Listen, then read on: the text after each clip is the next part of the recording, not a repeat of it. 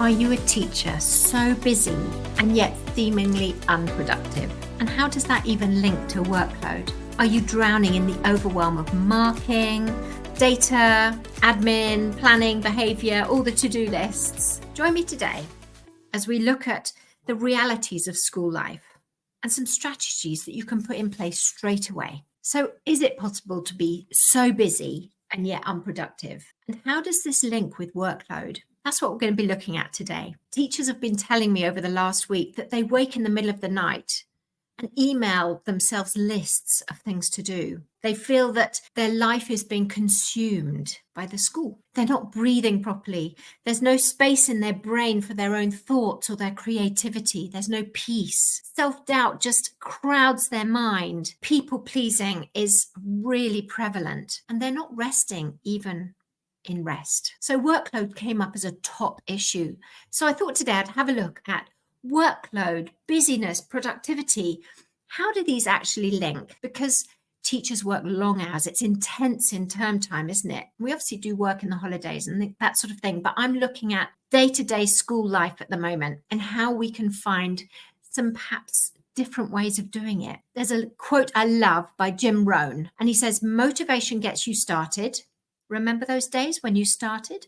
But then he says, habits keep you going. So part of today is going to be looking at our habits. What are your habits? Do you have good habits, bad habits?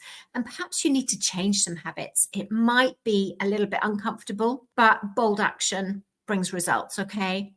Let me start by telling you something I used to do. So when my youngest, who's now 20, when they were the only one left at home, in the evenings, we used to sit and watch an hour of TV quite often. And I would sit on my laptop or my phone and I would do my work emails thinking, this is good. This is quality time with my child. Well, one day my phone was broken, so I couldn't be on my work emails. So I just sat watching telly with them. And they said to me, finally, Mum, you're giving me some attention. Well, it didn't cross my mind that actually for them, me sitting next to them wasn't enough.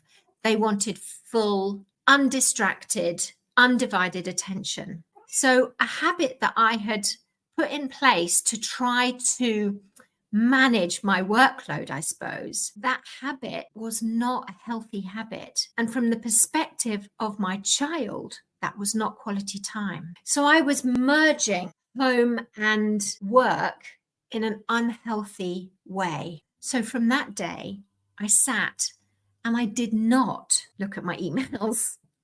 I did not look at my phone at all. And that changed my child's perspective of how important they were. And they were absolutely my priority. They still are the most important thing for me, all my 4 children. But now I'm learning how to make them feel like they're that important, right? So one bad habit, and I was lucky enough to find out how to make a better habit in that instance. So do you have poor boundaries between home and work? I think most of us probably do, but poor planning can come into that as well. So I don't know, have you heard about the urgent and important matrix? I've made a sheet about this, so you can have a look on my website, rowenahicks.com, and see the sheet. But as a reminder, I love this matrix. It talks about urgent and non-urgent tasks, important and non-important tasks.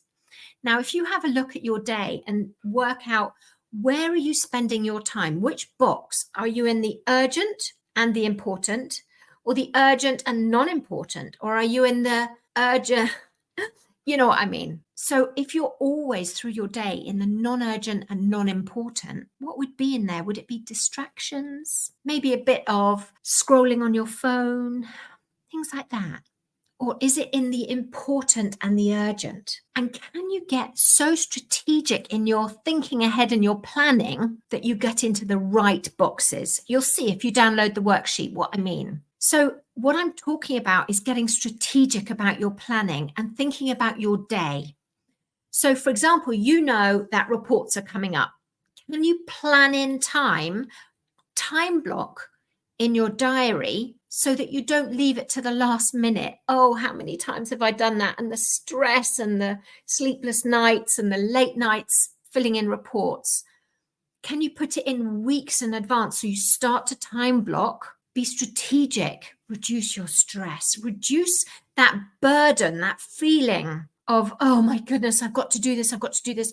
Don't put it off. Get it in your diary and it's less stressful straight away. As soon as you put a slot in your diary.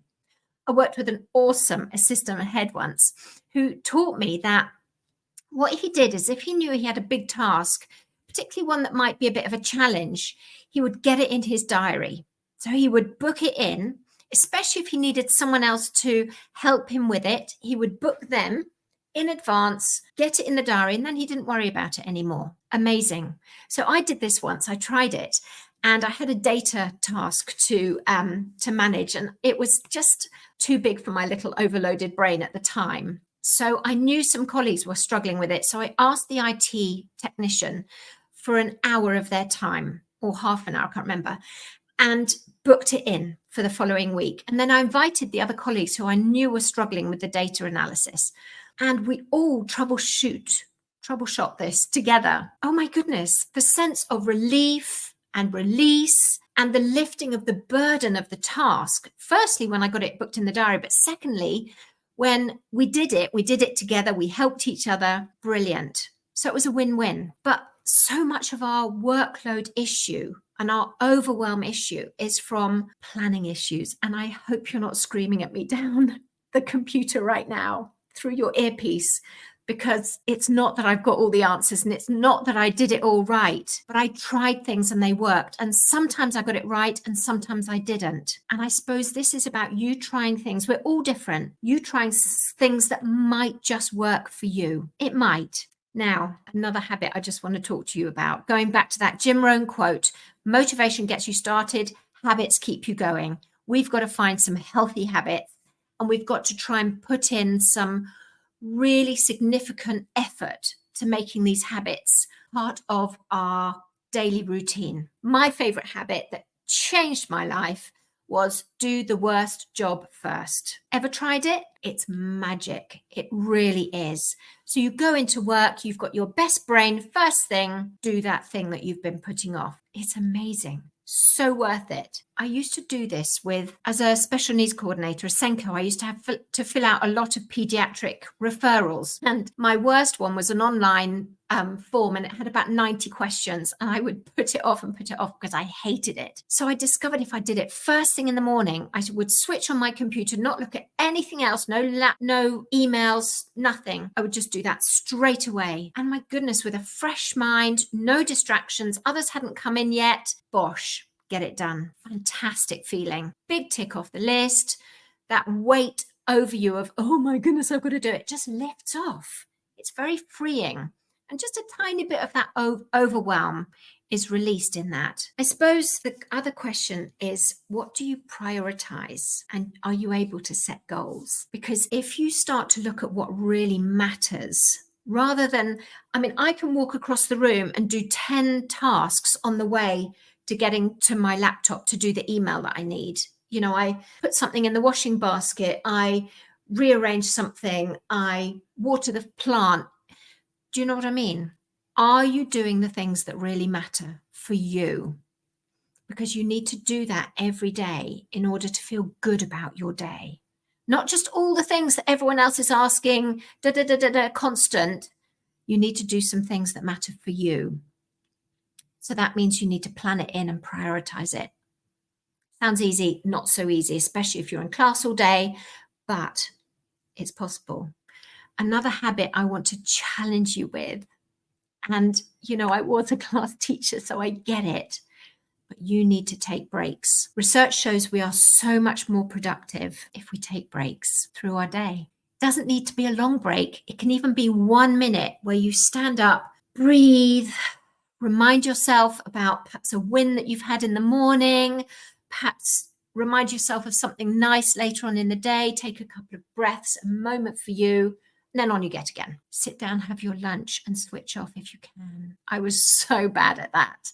But when I managed it, it's amazing. Even if I went to the staff room for 5 minutes and had a chat with someone while I ate my sandwich rather than doing my emails with my sandwich. It's crazy, but it's true. Taking a break makes a difference. and it makes you more productive. And as you're more productive, your well-being increases. So it's a win-win, and it's also a bit of a catch-22 if you don't do it. So have a try. Try for a week. See if it makes a difference. That's all I'm suggesting. Right. Now, I want to talk a little bit about people pleasing. Are you doing things for yourself? Are you doing things for others? I get in school, you have to do things that you're asked to do. But my issue in school was that I didn't understand how to say no. I worked with a teacher once who was really upbeat and always very jolly.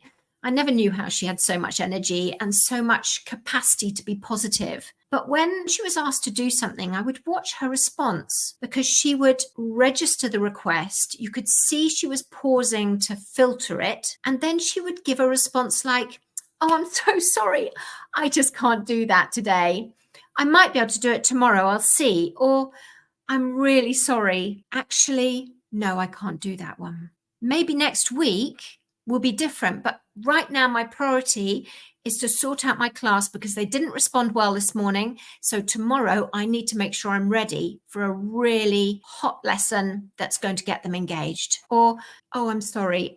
It's 5 o'clock now and I have to go and pick up my child and I don't want to be late for them." Clear priority, clear boundary. There was never an issue with her saying no. Occasionally she would have to say yes to something because it was her job. Okay. And we all do.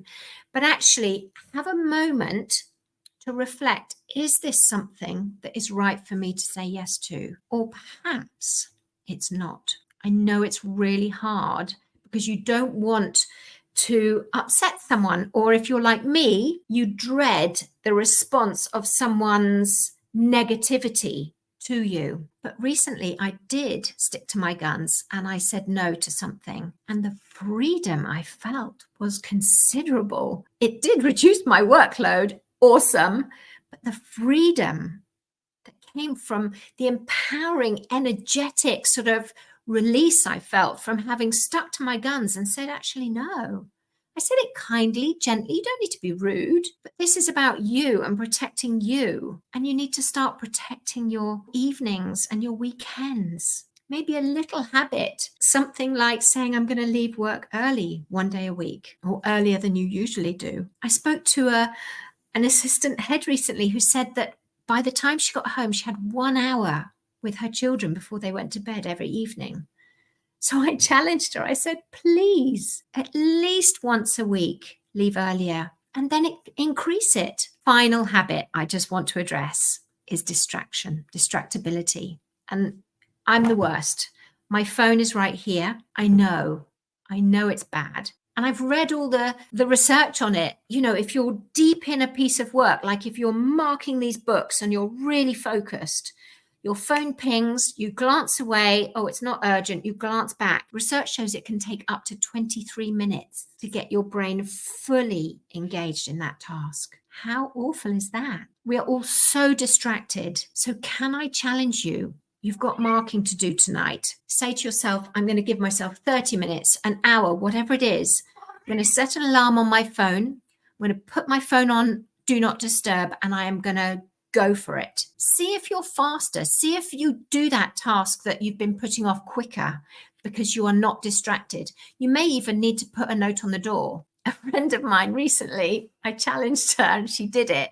She went into work and she got a colleague to put a note on her back saying, please don't disturb me until I've finished this task. Made people in her workplace smile. They got it and they left her alone until she'd finished it. Put yourself first a little bit because you deserve that. And if it means you get that job done in half the time, how brilliant is that? This is about starting to change your habits because the workload is enormous. It's always going to be. And we can talk so much more about it. I've skimmed over the top. But this is about you starting to prioritize yourself. Because if you don't do it, no one else is going to do it for you. Have a look at the worksheet I've uploaded onto my website, rowenahicks.com.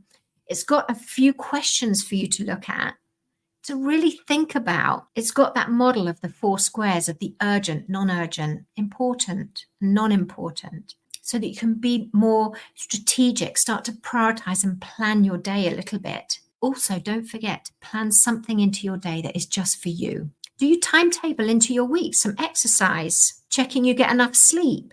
Are you eating well? These all make huge differences. So this is the start of you prioritizing you, I hope. Perhaps you're on the journey already. Challenge yourself, be a bit brave, get a bit uncomfortable. Let me know how you get on. Thanks for listening. I hope you took something of value from today. If you want to connect, I'm at rowenahicks.com, or I have a Facebook group, which is Preventing Teacher Burnout. So I look forward to connecting to you at one of those.